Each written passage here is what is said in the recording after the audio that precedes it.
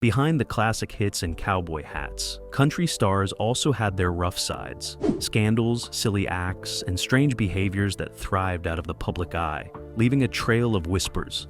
These habits reminded fans that legends weren't always what they seemed, but how far did these stars really go?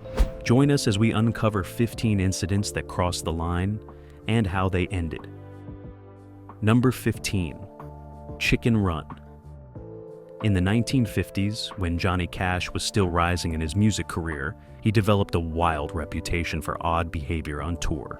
One outrageous story happened in Omaha, Nebraska, while he was there with his bandmates Marshall Grant and Luther Perkins, who together were called the Tennessee Three. Instead of resting in their hotel, Cash decided to do something strange. He went to a local hatchery and bought 500 live baby chickens. Tiny, flapping birds that chirped loudly and scattered easily. Cash and his friends then carried the boxes of chicks back to their hotel. They spread the little animals out, placing about 100 chicks on each of the 5 floors where they were staying. Once the cages were opened, the chicks ran everywhere, down hallways, into lobbies, under furniture, and into guest rooms. The hotel staff were forced to chase the frightened birds, while guests waking up for breakfast found hundreds of tiny chicks squawking and pecking across the carpet. Cleaning up was a nightmare. Chickens leave droppings, scatter bedding, straw, and peck at anything in sight, so custodians had to deal with frantic animals, broken cages, and mess on every floor. Cash's stunt left the hotel in complete disorder and confused guests wondering who was responsible. This prank became part of Cash's wild man legend. Even years later, people still retell the story because it sounds so annoying and unexpected for a famous musician to leave a trail of live animals behind. Number 14. Toxic mixing. Waylon Jennings, one of the major figures in outlaw country music, struggled for years with addiction that deeply affected his personal life, finances, and career. Unlike simple drinking, Waylon moved into heavy substance use that became a daily habit for much of his adult life. In the early 1980s, he openly admitted he was using illegal substances so often that it cost him as much as $1,500 every single day just to fuel his habit, sometimes draining millions from his bank accounts and leaving him deeply in debt. The substance use wasn't just private. In 1977, federal agents from the United States Drug Enforcement Administration got a tip about a suspicious package being sent to Jennings. Inside the package was an illegal substance, and the DEA raided the recording studio where Waylon was working that day. Even though his drummer flushed much of the stuff down a toilet before officers could seize it, Jennings was still arrested and charged with possession and conspiracy. That raid left a mark on him and became the inspiration for one of his songs, "Don't You Think This Outlaw Bit's Done Got Out of Hand," which reflects on his life of excess and trouble with the law. Waylon's substance habit didn't just cost money, it caused health problems, strained relationships, and distracted him from his music. By the early 1980s, the addiction made tours and recording harder, and it took a long time before he finally managed to stop using. Number 13. Extreme pranks. Country musicians on the road were no strangers to pulling pranks, but some of their behavior went beyond silly jokes and ended up causing real damage that had legal consequences. One of the most well-known examples involved Johnny Cash and his bandmates at the Tennessee Three, who became famous not just for their music, but for the chaos they stirred in hotel rooms during tours. On more than one occasion, Cash and his crew destroyed hotel property in ways that hotel owners and staff could not ignore. In some buildings, they flushed lit cherry bombs down the toilets, which exploded inside the plumbing and pipes, causing widespread plumbing damage that needed professional repairs. Electric systems and drain lines were affected, forcing hotels to call plumbers and maintenance teams to fix the mess. In other instances, Cash's group reportedly threw television sets out hotel windows, shattering glass and risking injury to anyone below. Those televisions in the 1950s and 60s were large and heavy, meaning their fall could break more than just a window. They could tear screens, damage cars, and create hazards for people passing by. The cost of these pranks wasn't small. Hotels often had to file insurance claims or direct complaints to Cash's management to cover the repair costs and compensate guests whose stays were disrupted.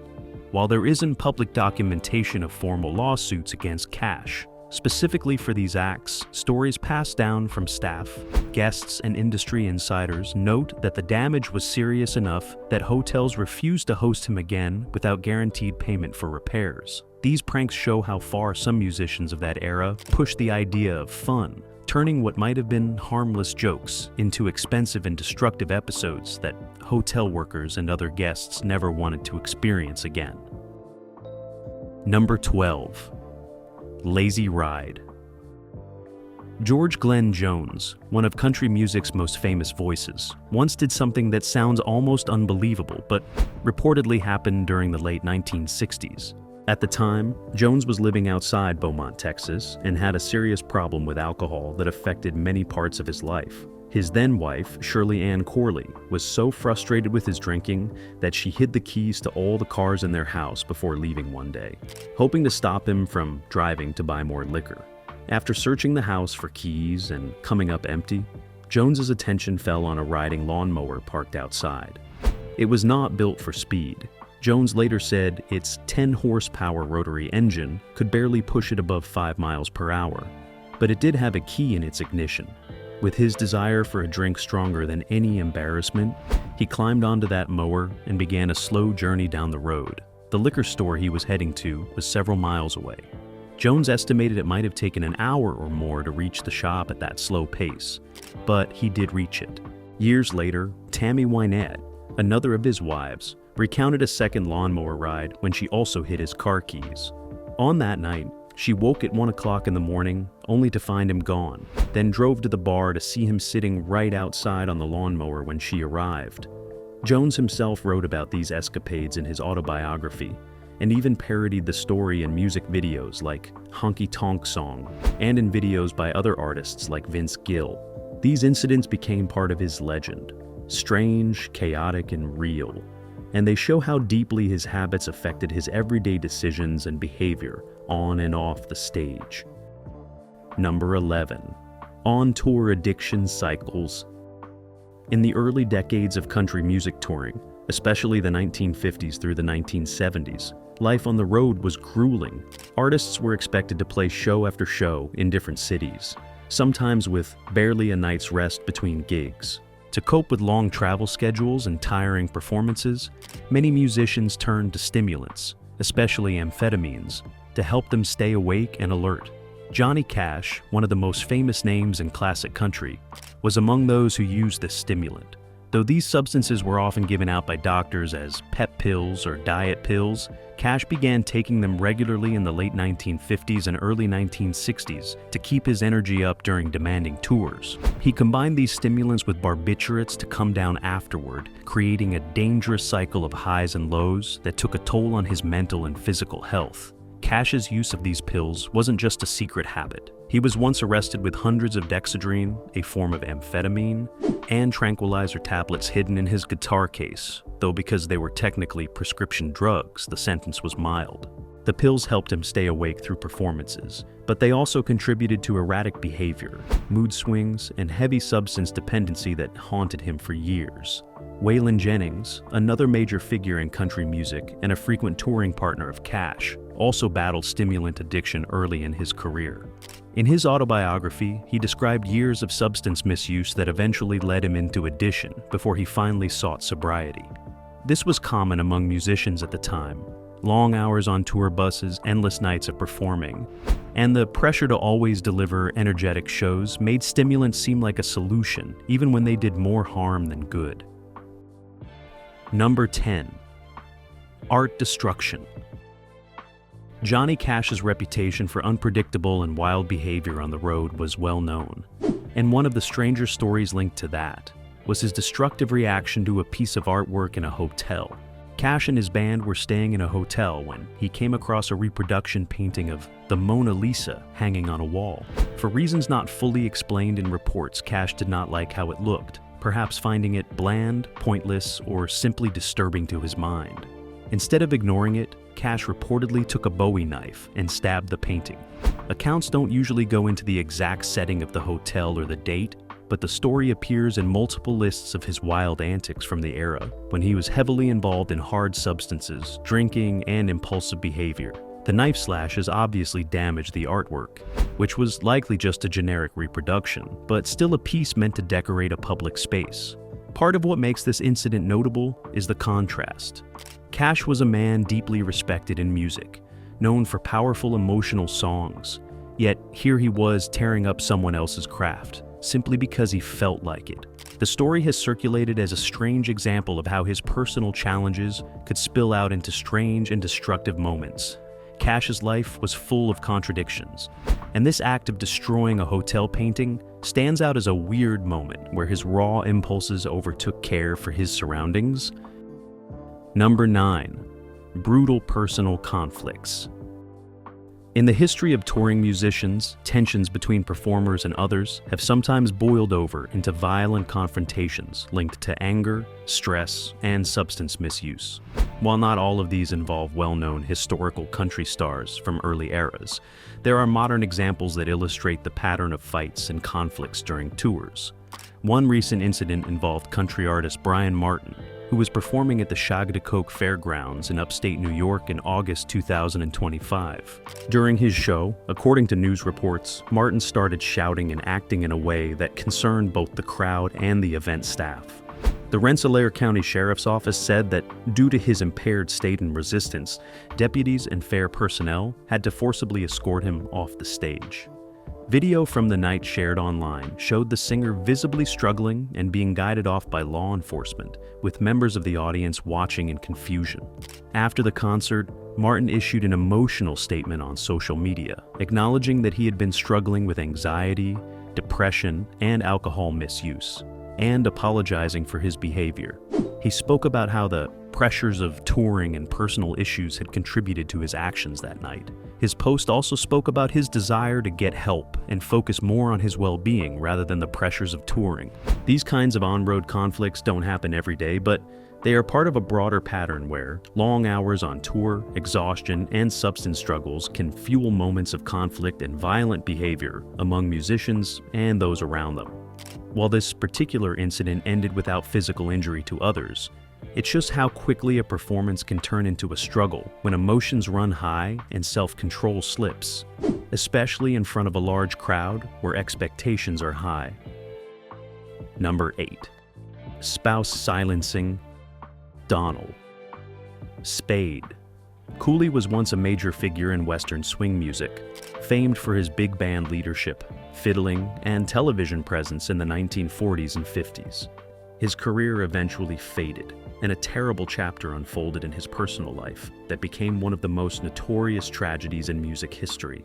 Cooley's second wife, Ella Mae Evans, had performed with his band before they married, but their relationship grew troubled over the years, marked by jealousy, suspicion, and heavy alcohol use that eroded their home life. In early 1961, after years of marital strain and Gideon's own deepening drinking problems, tensions reached a terrifying peak. Ella Mae wanted a divorce after years of conflict, and Cooley filed a counterclaim for custody of their children. On April 3rd of that year, at their home near Willow Springs, California, Cooley violently attacked his wife.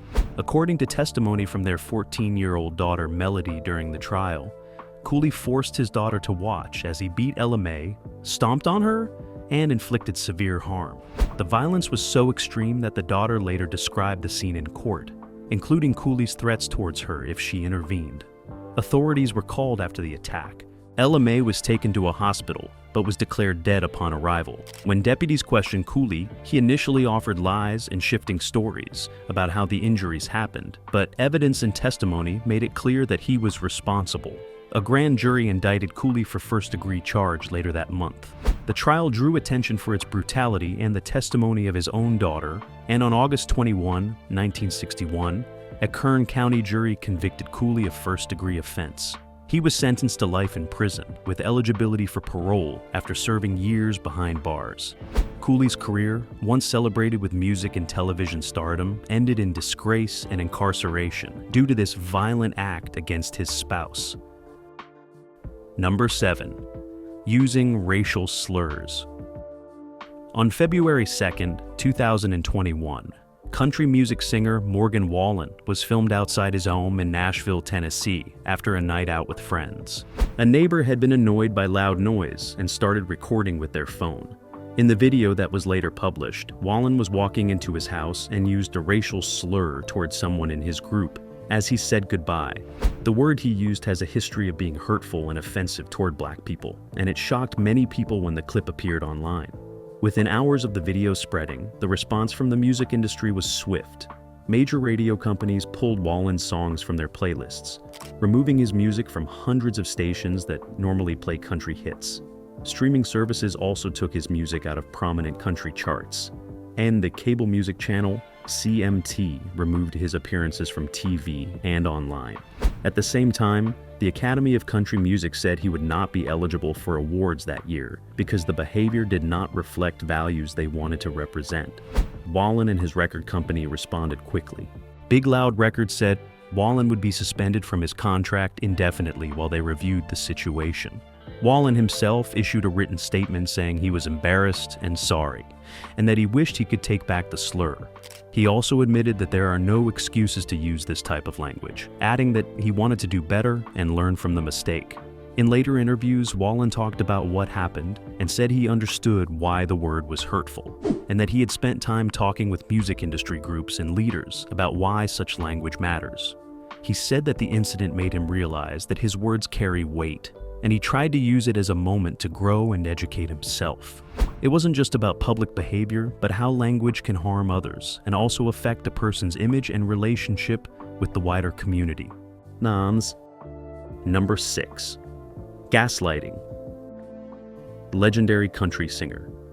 George Jones had a long history of unpredictable behavior tied to heavy alcohol and substance use in the 1970s. At the height of his struggles, one of the most bizarre and frightening episodes involved a close friend and songwriting partner named Earl "Peanut" Montgomery.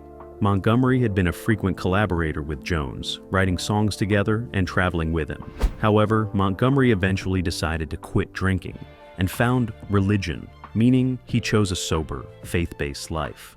Jones's reaction to this change surprised everyone. Already deep in addiction, Jones reportedly did not take well to the idea that his friend had given up drinking. In a state of emotional instability, he became confrontational. Based on accounts of this period, Jones once fired a shot from a gun near Montgomery, in effect, forcing a dangerous moment on his friend to test whether Montgomery's newfound faith could truly protect him. The gun was not pointed directly at Montgomery's body, but the sound and threat were real enough to terrify those present. This moment was not an isolated dispute over religion. It took place in the middle of a long period when Jones was fighting addiction, paranoia, and erratic behavior, and his relationship with Montgomery became strained as a result.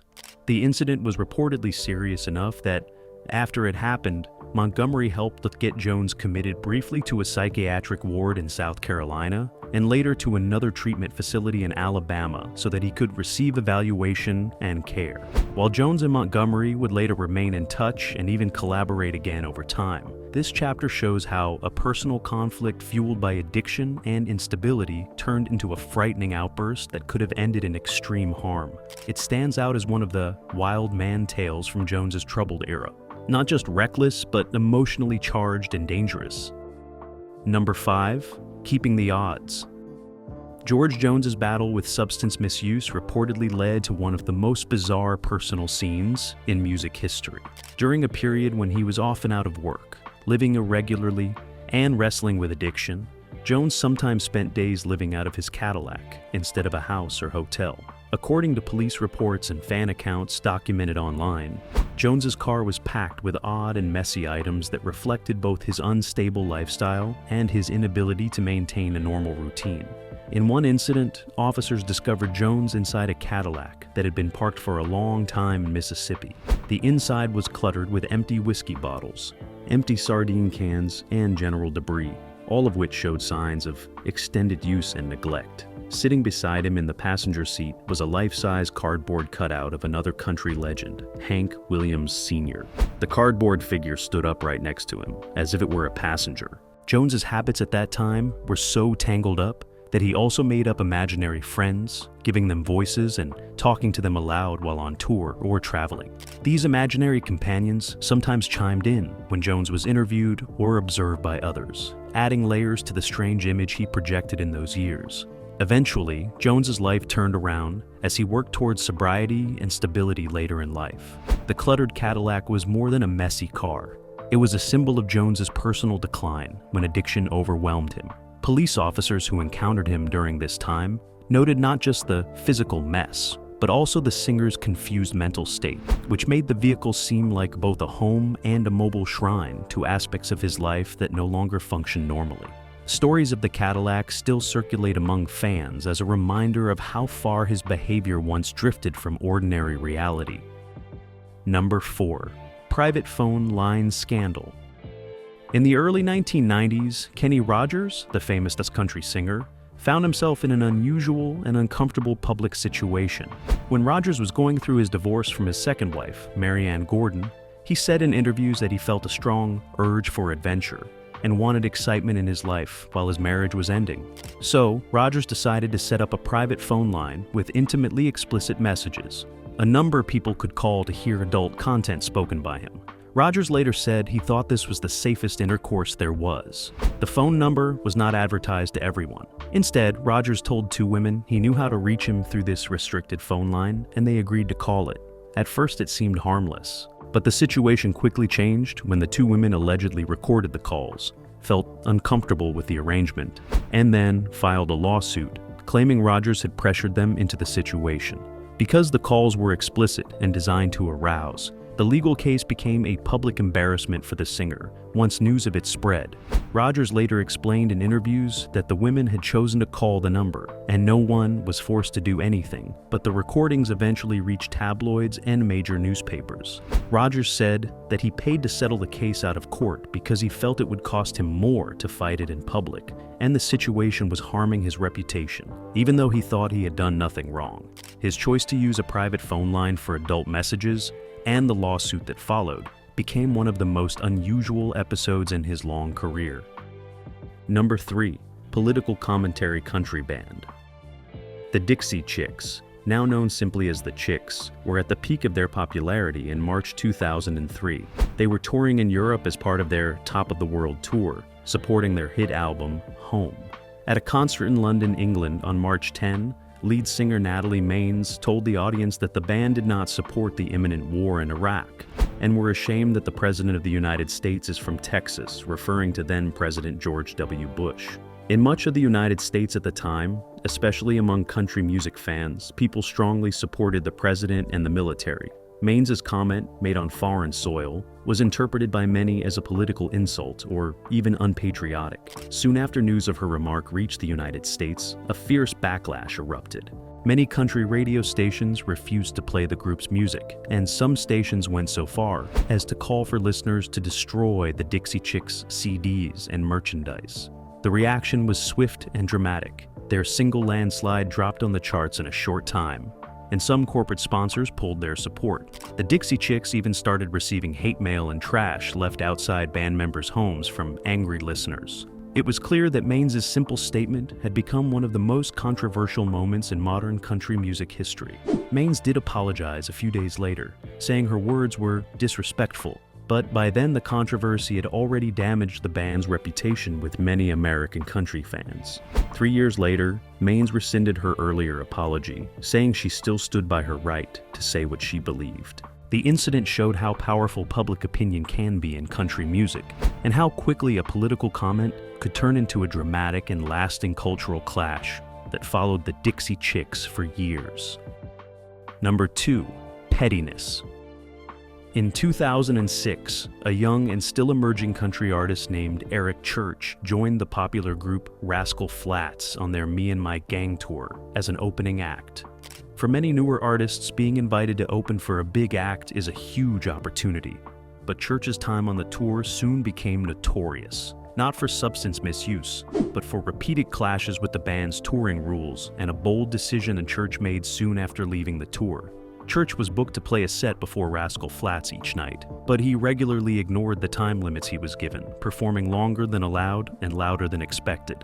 According to Rascal Flatts' Jay DeMarcus, the band's leadership repeatedly asked Church to stick to his allotted time, because going over cost extra money at big venues like Madison Square Garden. But Church continued to disregard the schedule, and after one final overrun at Madison Square Garden, Rascal Flatts removed him from the tour. Rather than accept the decision calmly, Church responded in a way that surprised everyone. He created what he later jokingly called the Me and Myself Tour. Instead of stopping shows while Rascal Flatts played in the major arenas, Church traveled to the same cities, and on the same nights, performing his own independent, smaller, free, or low-cost shows in local clubs and venues. He did this right alongside the official tour, doing what many saw as an act of defiance and a way to build his own name and fan base. Church's approach irritated Rascal Flatts and their team, but it also helped Church gain a reputation for being fearless and determined. Fans who couldn't get tickets for the big arena shows sometimes found Church's side performances nearby, and he built up an audience that supported him as his career grew. Meanwhile, Rascal Flatts moved on with other opening acts, including, at one point, a young Taylor Swift, who used the opportunity to reach the huge audiences at Rascal Flatts shows. And number 1, crazy cravings. Elvis Presley was famous for many things, but his eating habits often shocked the people around him. One of the strangest foods linked to Elvis was something later called the Fool's Gold Loaf. This was not a normal sandwich. It was made using an entire hollowed-out loaf of white bread. Inside it, cooks spread 1 full jar of peanut butter, 1 full jar of jelly, and piles of fried bacon. The loaf was then sealed and heated until the inside melted together. The most disturbing part was not just the food, but how Elvis went to get it. In 1976, Elvis was at Graceland late at night when he suddenly craved this sandwich. He ordered his private jet to fly him from Memphis to Denver, over 1,000 miles away, just to get it from a small restaurant that made it the way he liked. The trip lasted hours, cost thousands of dollars, and was only for food. People who worked with Elvis said this was not rare behavior. He often ate huge portions in one sitting, sometimes late at night, sometimes alone. His kitchen staff said he liked rich, heavy food with lots of grease and sugar. Elvis did not eat like a normal person having meals. He ate in bursts driven by strong cravings that took over his mood. Over time, these habits became part of daily life at Graceland, and staff expected sudden food demands at any hour. Another strange habit was how Elvis mixed foods together. He liked banana, peanut butter, and bacon sandwiches, fried in butter. He also enjoyed strange combinations of meat and sweets that others found hard to stomach. Friends said watching him eat could feel uncomfortable because he focused fully on the food, barely speaking. Elvis did not care if it was unhealthy or strange. If he wanted it, it happened.